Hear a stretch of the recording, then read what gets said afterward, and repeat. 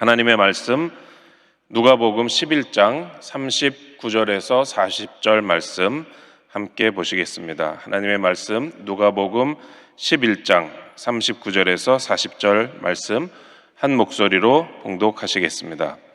주께서 이르시되 너희 바리새인은 지금 잔과 대접의 겉은 깨끗이 하나 너희 속에는 탐욕과 악독이 가득하도다.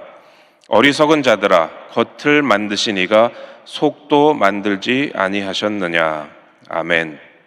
이 말씀을 본문으로 속사정을 좋게 만들라 라는 제목으로 하나님 은혜 나누겠습니다. 한번 따라해 보실까요?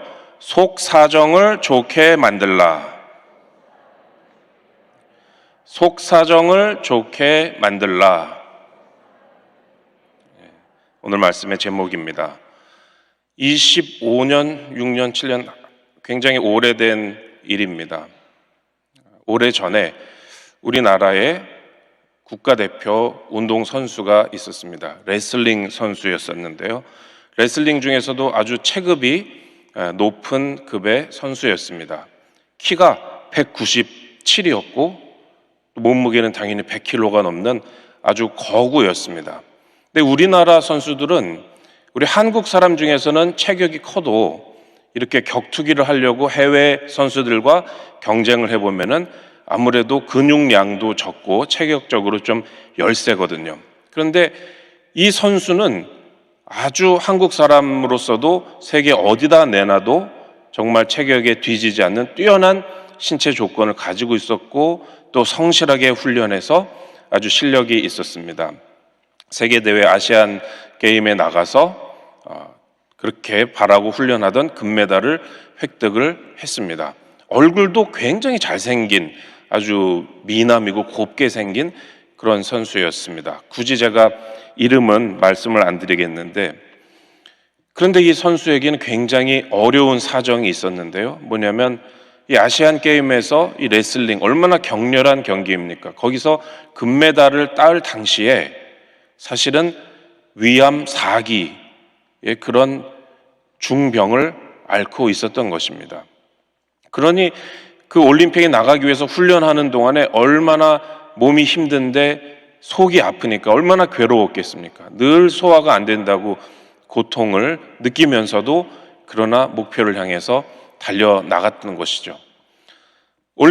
아시안 게임이 끝나자마자 이제 위암 4기 진단을 받고 투병 생활을 하다가 얼마 버티지 못하고 그리고 세상을 떠나고 말았습니다. 저는 이 선수의 이런 투병기를 TV 프로그램에서 아주 오래전에 보면서 굉장히 마음에 안타까움을 느꼈습니다. 왜냐하면 이 선수는 지금 말씀드린 대로 너무나 건강해 보이고 너무나 강해 보이고 또 실제로 강한 사람이죠. 레슬링의 세계 1인자가 됐으니까요.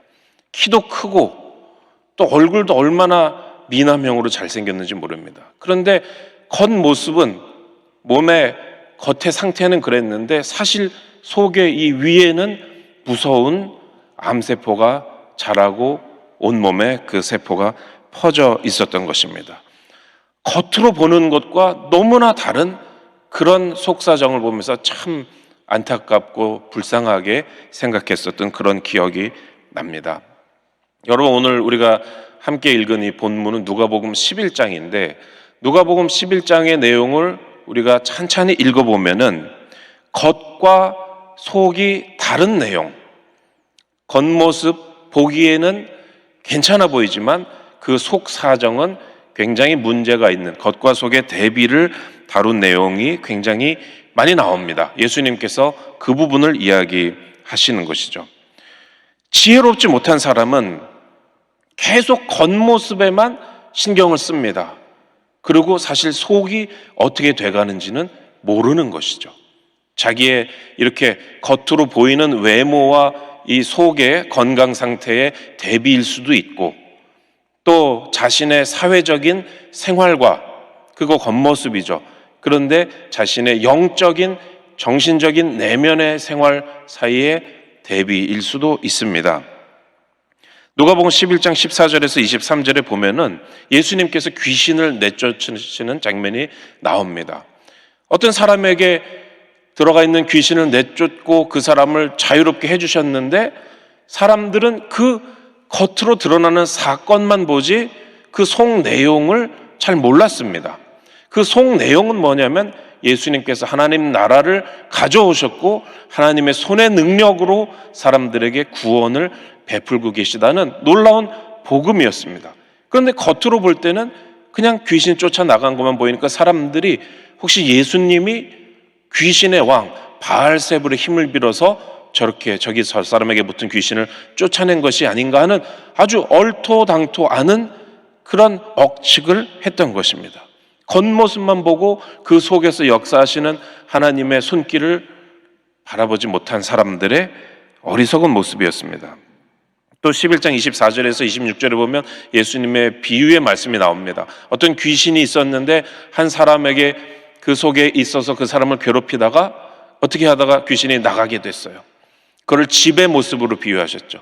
그 집에서 나가서 귀신이 돌아다니니까 갈 곳이 없거든요.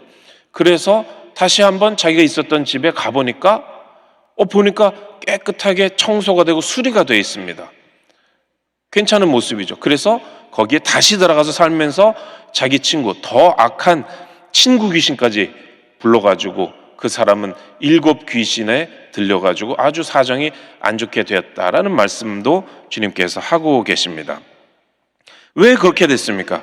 그 집은 겉으로 볼 때는 수리가 잘 돼 있고 청소가 잘 돼 있고 깨끗했지만 그 속 사정을 보면은 주인이 없었던 것이죠. 사람의 마음을 의미하는데 그 사람의 마음을 딱 중심을 잡고 있는 그 주인, 마음을 지키는 그런 사람이 없었던 것입니다. 그러니까 그러한 부실한 속사정에 귀신이 파고 들어가지고 전보다 더 안 좋게 되었다. 겉은 번지르르한데 속은 부실하고 취약한 모습을 말씀하고 계십니다. 또 그 다음에 11장 27절에서 32절까지는 예수님 당시의 바리새인들, 예수님 당시에 그 이스라엘 사람들이 겉으로는 하나님 말씀에 순종하고 하나님께 제사 드리고 하나님의 백성이라는 그러한 모습을 가지고 있었지만 사실 그 내면은 악하고 썩었다라는 말씀을 하십니다. 반면에 요나 시대의 니느웨 사람들은 그 사람들은 겉으로는 이방인이고 우상숭배했지만 요나가 회개의 메시지를 전했을 때 그들의 속사람이 감동을 받고 움직여가지고 회개한 그러한 모습을 예수님께서 또 말씀하셨습니다. 겉과 속이 이렇게 다를 수 있다라는 것이죠. 그리고 오늘 함께 읽으신 이 본문 그 큰 단위로는 11장 37절부터 54절까지인데 바리새인들의 모습을 예수님이 책망하시면서 겉과 속이 너무나 다르다. 속이 너무나 부실하고 부패했다라는 말씀을 하신 것입니다. 겉과 속이 다르면은 어떻게 되겠습니까? 여러분, 한 사람의 삶은 결국은 겉모습에 의해서 좌우되는 것이 아니라 그 속 사정에 의해서 결국은 좌우되는 것이 아니겠습니까? 속 사정이 편안하고 잘 정리가 되어 있고 또 마음이 진실되고 좋아야지, 그래야지 우리의 삶이 편안한 것이고, 그런데 속은 엉망진창이고 막 혼란스럽고 그런데 남들이 볼 때 겉모습만 보기 좋으면 그럼 그 사람은 행복하지 못하고 좋은 삶을 살 수가 없는 것입니다. 주님의 은혜로 우리는 오늘 우리 자신의 속사정을 올바르게 가져가게 되기를 주님의 이름으로 축원합니다. 첫 번째로 많은 사람들의 속사정이 어떤가를 오늘 하나님의 말씀에 비추어서 우리가 살펴보겠습니다. 자, 바리새인들은 너무나 겉모습에 신경 쓰는 사람들이었습니다. 그런데 예수님께서는 그것을 굉장히 비판을 하셨습니다. 누가복음 11장 43절에 보면 화 있을진저 너희 바리새인이여 너희가 회당의 높은 자리와 시장에서 문안받는 것을 기뻐하는도다. 높은 자리, 말 그대로 상석이죠. 상석, 아무나 못 앉는 자리에 앉아서 남들보다 높게 되고, 또 시장이라는 거는 사교 무대죠. 이 당시에 그곳에서 문안받기를 기뻐합니다. 특별히 누가 나를 찾아와 가지고 나의 그런 높은 지위를 인정해주고 그리고 인사하는 것, 그걸 받으면 그렇게 마음이 기쁜 거예요, 이 바리새인들은. 그런데 그것을 예수님은 뭐라 그러시냐? 화 있을진저. 그렇게 겉모습만 신경 쓰고 사는 그런 위선적인 삶에는 화가 미친다라는 것입니다. 화가 미친다라는 게 뭡니까? 우선 하나님이 그런 삶의 모습 기뻐하지 않으신다. 그 자체가 화죠. 그리고 화가 미친다는 건 안 좋은 일이 생긴다는 것이죠. 그 인생에 안 좋은 일이 생기고, 즉 본인도 괴롭고 또 이런 사람 주변에 있으면은 남도 주변 사람도 괴롭고, 한마디로 인생 잘못 살게 된다, 그런 말씀입니다. 또 다음 구절에도 보면 화 있을진저 너희는 평토장한 무덤 같아서 그 위를 밟는 사람이 알지 못하느니라. 평토장이라는 것은 봉분을 세우지 않고 그냥 땅을 파고 시신을 매장하고 그런 다음에 그냥 길가처럼 평평하게 땅을 만들어 놓는 것입니다. 그래서 이 성경 원어로는 이 평토장이라는 것은 눈에 보이지 않는 무덤, 평토장한 무덤은 눈에 안 보입니다. 그러니까 그냥 거기가 길이면 사람들이 그냥 걸어 다니는 그러한 무덤이 이 당시에 있었습니다. 그런데 구약에서 원래 이 시신에 가까이 하면 부정하게 되는 것이니까 사람들은 평토장한 무덤, 눈에 안 띄는 봉분 없는 무덤 위를 그냥 걸어가면서 사실은 그 속에 있는 썩어가는 그 속사정이죠. 썩어가는 시신에 가까이 되는 것이거든요. 그런데 그거를 모르고 사람들은 부정하게 되는 것입니다. 그것을 비유로 말씀하고 계시는 것이죠. 겉으로는 평범해 보이는데 속 마음은, 그 삶의 방식은 아주 부패해 있고 영혼이 맑지 못하고 깨끗하지 못한 그러한 바리새인들의 삶, 거기에 대해서도 예수님은 화 있을진저라고 말씀하십니다. 하나님이 기뻐하시지 않는다는 것이고, 그 인생에 안 좋은 일이 생기고 본인도 괴롭고 남도 괴롭고 인생 잘 못 살게 된다. 겉모습만 신경 쓰는 사람은 그렇다라는 것입니다. 그런데 많은 사람들이 바리새인들뿐만 아니라 오늘날 우리도 이렇게 겉모습에 신경을 쓰고 속에서 무엇이 어렵게 되고 무엇이 잘못 엮이는지 무엇이 썩어가는지는 신경을 잘 못 쓰고 있다라는 것입니다. 앞에 말씀드린 대로 누가복음 11장 24절에서는 더러운 귀신의 비유를 말씀하십니다. 더러운 귀신이 사람에게서 나갔을 때에 물 없는 곳으로 다니며 쉬기를 구하되 얻지 못하고 이에 이르되 내가 나온 내 집으로 돌아가리라 하고, 귀신이 사람 속에 있었으니까, 여기서는 사람 속을 집으로 말씀하신 것인데 사람 속에 있었으니까 그 속사정이 얼마나 어지럽고 괴로웠겠습니까? 그런데 어떻게 해서 나갔습니다. 너무 좋은 일이죠. 그런데 귀신이 나가서 갈 곳이 없으니까 이제 다시 돌아가려고 합니다. 돌아오지 못하게 막아야 되는 상황이죠. 그런데 25절에 보니까 가서 보니 그 집이 청소되고 수리되었거늘, 무언가 정비는 되었습니다. 이렇게 무너진 것도 다시 바로 세우고 또 지저분한 거 다 치우고 다 했습니다. 겉으로 볼 때는 좋아 보이죠. 그런데 문제는 이 집에, 즉 이 사람의 마음에 주인이 없었다는 것이죠. 마음을 지키지 못했습니다. 텅 빈 공허한 공간으로 마음이 남아 있었습니다. 빈 집의 우환이라고 말하는 것이죠. 빈 집의 우환. 우리의 마음이 텅 비어 있으면, 하나님의 말씀으로, 예수님의 말씀으로 채워 있지 못하면 그것은 귀신이 살기에 적합한 것이 된다라는 것입니다. 여러분, 마음을 하나님의 말씀으로 채우는 여러분이 되시기를 주님의 이름으로 축원합니다. 그래서 26절에 보니까 이에 가서 저보다 더 악한 귀신 7을 데리고 들어가서 거하니 그 사람의 나중 형편이 전보다 더 심하게 되느니라. 속 사정이, 집은 계속 수리되고 청소된 상황인데 그런데 그 집에, 그 마음의 속 사정이 더 안 좋게 되었다라는 것입니다. 겉과 속을 단단하게 지켜야 된다, 그 말씀을 주님께서 하고 계신 것입니다. 그리고 이제 어느 바리새인이 예수님을 식사 자리에 초대해서 오늘의 본문의 말씀이 나오는 것입니다. 바리새인들은 아주 특별한 방식으로, 아주 예식으로서 손을 씻었는데 예수님께서는 그런 바리새인들의 위선적인, 너무나 복잡한, 하나님 믿는 것이 그렇게 복잡한 예식 따르는 것이 아닌데 그 복잡한 예식을 바리새인들이 강요하고 있었던 것이죠. 여러분, 오늘날 우리 예배를 보면은 얼마나 간단하고 단순하게 돼 있습니까? 와서 하나님 찬양하고 말씀 듣고 기도하고 이렇게 돼 있잖아요. 그런데 여기에 하나님 섬기는 것은 예식이 아주 장엄하고 복잡해야 된다 그래가지고 여기서 막 일어났다 앉았다 왼쪽으로 갔다 오른쪽으로 갔다 손 들었다 내렸다 이거 해라 저거 해라 그러면은 그거 따르는 게 굉장히 까다롭겠죠. 힘들겠죠. 근데 사람들은 또 그걸 하다 보면은 이렇게 하면은 내가 하나님을 올바르게 섬기는 것인가 보다, 그렇게 또 착각을 하게 되는 경향이 있다는 것이죠. 예수님 그런 복잡한 바리새인들의 여러 가지 규례를 따르지 아니하시고 그리고 여기에 이 식사자리에 가신 것입니다.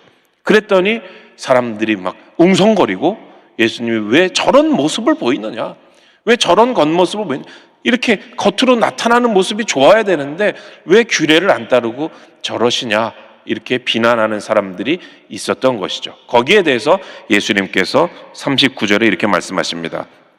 주께서 이르시되 너희 바리새인은 지금 잔과 대접의 겉은 깨끗이 하나 너희 속에는 탐욕과 악독이 가득하도다. 아까는 사람의 마음을, 사람의 인생을 집으로 비유하셨는데 여기서는 잔과 대접으로 말씀하셨죠. 여러분, 우리의 삶을, 우리의 자신을 하나의 잔이나 하나의 대접으로 생각하면은 지금 여기 예수님은 잔과 대접의 겉은 깨끗이 한다는 거예요. 싹싹 잘 닦아 놓습니다. 그런데 속에 든 거는 탐욕과 악독이다. 여러분, 그릇을 물론 겉도 깨끗하고 속도 깨끗해야 되지만 겉은 깨끗한데 속은 지저분하면 거기에다가 무엇을 담아서 마시거나 먹거나 할 수 있겠습니까? 바로 바리새인들이 그들의 속사정이, 드러나지 않은 속사정이 그렇다라는 것입니다. 그리고 40절에 이렇게 말씀하십니다. 어리석은 자들아, 겉을 만드신 이가 속도 만들지 아니하셨느냐. 하나님은 우리의 겉모습만이 아니라 우리의 속사정에 대해서 관심을 가지고 계신다는 말씀입니다. 하나님은 속일 수가 없는 것이죠. 겉모습을 잘 가지고 어떠한 규례를 잘 지키고 남들이 볼 때 괜찮은 그러한 겉모습을 갖춘다고 해도 하나님은 그거 말고 그 속에 있는 내면을 보시니까, 겉을 만드신 그 하나님이 우리의 속도, 우리 인생의 내용도, 우리의 영혼의 내용도 만드신 분이니까 눈에 보이는 것들만 잘 갖추려는 그런 집착을 하면 안 된다는 말씀입니다. 속사정이 이렇게 안 좋고 그러면은 우리의 삶에 유익이 없고 기쁨이 없는 것입니다. 그런데 우리는 이렇게 겉모습에 대해서만 관심을 가지고 사는 사람들이 아니고 우리의 영혼의 속사정에 대해서 진정한 관심을 가지고 이 영혼의 속사정에 대해서 진정으로 살피는 그러한 사람들인 줄로 믿습니다. 그렇지 않았다면은 오늘 이 새벽에 우리가 이곳에 나오지 않았을 것이고 또 이 예배 실황에 접속해서 이 말씀을 듣고 하나님께 기도하는 시간을 가지지 않았겠죠. 이 새벽에 우리가 이러한 시간을 가진다는 것은 우리는 진정한 영혼의 만족, 하나님께서 주시는 진정한 이 속사정의 평안을, 또 질서를, 또 안정을, 그것을 추구하는 사람들이기 때문에 오늘 우리는 이러한 예배의 시간을 가지고 있는 줄로 믿습니다. 요즘 코로나라서 코로나 때문에 교회 나오기도 힘들고 또 온라인으로 하다 보니까는 또 그 접속하기도 힘들고 예배 드리는데 전보다 어려움이 있잖아요. 그런데 어떤 속사정이 있냐면 어떤 사람들은 이 기회에 교회 안 나가자, 이런 사람들이 있다는 것이죠. 그동안 교회 억지로 다녔었는데 그냥 겉모습만 어떻게 했었는데 요즘 힘들어진 이때를 타서 이제 안 나오는 사람들이 있다는 것이죠. 여러분, 겉모습은 있었지만 속사정은 잘못되어 있었다는 것입니다. 여러분, 우리는 진실한 속을 만드신 그 하나님 앞에서 우리의 속사정을 바로 하기를 사모하는 복된 하나님의 백성들인 줄로 믿습니다. 그렇다면 두 번째로 속사정을 좋게 만들려면 어떻게 해야 되느냐? 속사정을 좋게 만드는 방법. 모든 일에는 방법이 있습니다. 모든 목적지에는 그 목적지에 도달하는 경로가 있습니다. 겉으로만 번지르르한 삶이 아니라 정말로 속사정이 좋아지는 방법, 속사정을, 우리의 내면을 관리하는 방법이 있다는 것이죠. 누가복음 11장, 이 같은 장에는 예수님께서 등불의 비유를 말씀하고 계십니다. 등불, 우리의 삶을 밝혀주는 것이고 우리의 길을 밝혀주고 집을 밝혀주니까 너무나 필요하고 좋은 것이죠. 이 등불은 예수님의 말씀입니다. 또 예수님이 하시는 일입니다. 이 말씀, 이 등불의, 말씀의 등불이 없으면 우리의 속 사정은 이 바리새인들처럼 어두워지고 흐트러지고 더러워지고 화가 있게 된다는 것입니다. 말씀을 받았으면, 이 등불을 받았으면은 그 등불로, 그 말씀으로 우리의 속 사정을 비추어서 좋게 만들어야 한다라는 말씀을 예수님께서 우리에게 주고 계십니다. 속 사정을 좋게 만드는 방법을 가르쳐 주고 계시는 것이니까 우리는 귀를 기울여야 됩니다. 누가복음 11장 33절에 보면 누구든지 등불을 켜서 움속에나 말 아래에 두지 아니하고 등경 위에 두나니 이는 들어가는 자로 그 빛을 보게 하려 함이라. 등불을 켜가지고 움속이나 말 아래라는 것은 어떤 벽장 같은 것 안에 등불을 그냥 숨겨두고 어디 빛이 비추지 않는 어디 밑에다가 그릇에다가 덮어두고 그런 말씀입니다. 그러면 빛이 있어도 소용이 없는 것입니다. 그렇게 하면 안 되고 등경 위에, 스탠드 위에 불을 탁 놓아서 전체 집안을 밝혀야 된다라는 것입니다. 하나님의 말씀을 이미 우리에게 주셨습니다. 이 등불을 주셨습니다. 그러니까 이것을 사용해서 이 비결을 가지고 너의 속 마음을, 속 사정을, 인생의 깊은 사정을 속속들이 말씀으로 밝게 해라, 비추어라라는 것입니다. 34절에 보면 내 몸의 등불은 눈이라. 내 눈이 성하면 온 몸이 밝을 것이요 만일 나쁘면 내 몸도 어두우리라. 눈이 좋으면 온 몸이 밝다. 눈이 밝으면 온 몸이 밝다. 이것이 바로 온 몸이 밝게 되는 비결이 눈에 있다는 것이죠. 왜 그렇습니까? 눈이 어두우면 길을 잘 못 찾잖아요. 눈이 어두우면은 팔다리가 성해도 자꾸 어디 부딪힐 수 있잖아요. 그러니까 눈이 핵심이라는 것이죠. 눈을 가지고 내 몸을 전체를 밝고 올바른 길로 가게 할 수 있다라는 것입니다. 하나님의 말씀을 가지고 내 삶을 비추고 내 속사정을 정리하면은, 그러면 우리의 모든 삶이 온전하게 된다라는 것입니다. 영적인 눈을 뜨라. 하나님의 말씀을 가지고 그것을 활용해서 내 삶을 살아라라는 것입니다. 그래서 35절에 보면 그러므로 내 속에 있는 빛이 어둡지 아니한가 보라. 점검하라는 말씀이죠.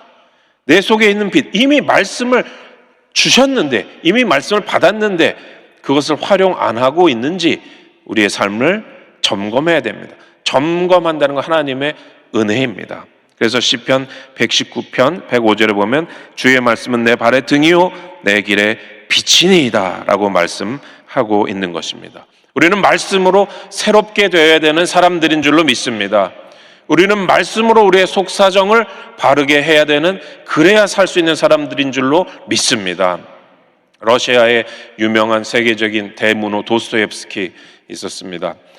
대표적인 기독교 작가이죠. 그러나 처음부터 예수님을 잘 믿고 말씀대로 산 것은 아니었습니다. 젊은 시절에 급진적인 정치 운동에 관여하면서 그러면서 신앙에서 멀어지고 있었습니다. 그러다가 잡혀가지고 사형 선고를 받고 그러다 감형을 받아서 시베리아에서 유형 생활을 하게 되었습니다.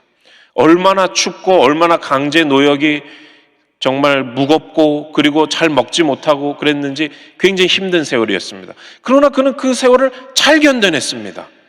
겉으로는 항상 무거운 착고를 차고 강제 노역을 했지만은 속 사람은 굉장히 이 속사정은 좋았다는 것이죠. 그 형에게 그 유형 생활하면서 보낸 편지에 보면 나는 반드시 다시 태어나서, 이 속마음이 다시 태어나서 최고에 이를 것입니다. 이렇게 편지를 보낸 것이 남아 있습니다. 왜 그렇습니까? 시베리아 유형지로 가는데, 기차를 타고 다른 죄수들과 가는데 그 근처에서 어떤 역에서 잠시 머물게 됐습니다. 그런데 그때 시베리아 유형소에 가는 죄수들에게 전도하는 그러한 부인들이 있었어요. 그래서 따뜻한 차를 대접을 하면서 신약 성경, 조그마한 주머니에 집어넣을 수 있는 신약 성경을 주고 거기다가 작은 돈을, 지폐를 넣어가지고 주는 그러한 부인들이 있었습니다. 그러니까 말하자면 전도 부인이죠. 이분들이 위로를 해주고 성경을 주니까 도스토옙스키가 그 성경을 받아가지고 그 수형 생활 동안 성경을 깊이 읽고 많이 읽고 그 성경에 자기의 삶을 걸고 그리고 그 성경을 통해서 하나님을 만나고 그래서 겉모습은 예전에 자유롭게 지내던 때와 달리 이제 갇힌 몸이 되었고 착고를 차고 강제 노역을 하는 힘든 상황이 되었지만 그러나 속 사정이 달라진 것입니다. 그리스도를 만나고 진정한 신앙인이 되고 그리고 삶이 변화되었던 것입니다. 그래서 도스토옙스키가 우리가 아는 모든 명작들은 전부 다 그 시베리아 유형지에서 변화되고 돌아와서 쓴 작품들입니다. 여러분, 우리는 하나님의 말씀, 예수님이 말씀하신 이 등불을 우리에게 주셨으니까 이것을 우리 인생에, 우리 속 사정에 등경 위에, 스탠드 위에 탁 걸어두고 그것으로 우리의 속 사정을 밝히고 바르게 해야 될 줄로 믿습니다. 말씀을 맺겠습니다. 속 사정을 챙겨야 됩니다. 겉모습이 중요한 것이 아닙니다. 속 사정을 챙기지 않으면, 그것을 바르게 하지 않으면 예수님께서 말씀하신 화가 미치는 인생이 됩니다. 불행해지고 혼란스러워집니다. 그러나 말씀으로 우리의 속 사정을 밝히면 겉이 어지러워도, 우리의 주변이 어지러워도 우리는 다시 일어나는 은혜를 체험하게 될 것입니다. 여러분, 이 말씀을 아멘으로 받아들이십니까? 아멘. 기도합니다. 하나님 아버지, 감사합니다. 오늘 말씀에서 예수님께서 하나님은 우리의 속 사정을 보시고 우리의 속에 관심이 있으신 것을 가르쳐 주시니 감사합니다. 그리고 우리의 속은 예수님의 말씀으로 밝혀야 됨을, 바르게 해야 됨을 가르쳐 주시니 감사합니다. 하나님이 말씀대로 우리가 정말로 주님의 빛 가운데 정리정돈되고 주님의 빛 가운데 온전하게 좌로나 우로나 치우치지 않고 걸어가는 그 길을 가도록 주님 은혜 베풀어 주시옵소서. 주님의 전에 예물 가지고 나온 손길들 주님 축복하셔서 기도한 것이 응답되게 하시고 겉모습이 아니라 속 사정이 바르게 되고 평안하게 되는 주님의 축복을 허락하여 주시옵소서. 감사하며 예수님의 이름으로 기도 올립니다. 아멘. 하늘에 계신 우리 아버지여, 이름이 거룩히 여김을 받으시오며 나라가 임하시오며 뜻이 하늘에서 이루어진 것 같이 땅에서도 이루어지이다. 오늘 우리에게 일용할 양식을 주시옵고 우리가 우리에게 죄 지은 자를 사하여 준 것 같이 우리 죄를 사하여 주시옵고 우리를 시험에 들게 하지 마시옵고 다만 악에서 구하시옵소서. 나라와 권세와 영광이 아버지께 영원히 있사옵나이다. 아멘.